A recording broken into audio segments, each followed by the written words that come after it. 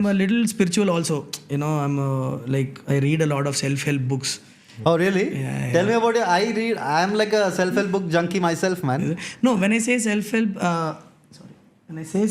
books, it's more about books that enlighten you. Like I read Osho's books a lot. Hey! We are all Osho fans here, man. Yeah, no, I love Osho. I mean, like, even before Wild Wild West came out, Wild Country came out, I have always been, he's a big guy in my... Oh, man.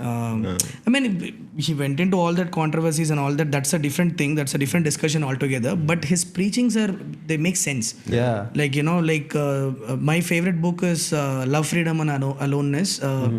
You know, I'm always hooked on to that book. Like somehow, whenever I'm feeling low, I'll just read a few pages of that.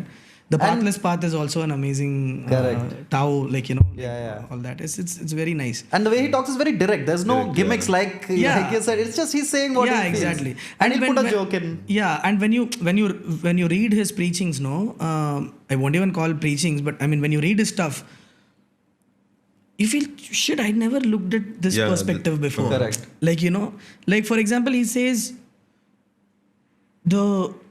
they say if you love yourself, it's selfishness, but it's actually the most essential thing to do. It is very essential. Is to be in love with yourself so that it flows to others. If you are being unhappy and you are being unloved by yourself, then not loved by yourself, then that love cannot go to others. Correct. Like, you know, I feel like what makes Osho stand out from the rest is that he comes from a background in philosophy, right? Like, so he was a lecturer in philosophy, right, and then he became who he is, which is different from people who feel like they got suddenly enlightened. Yeah. So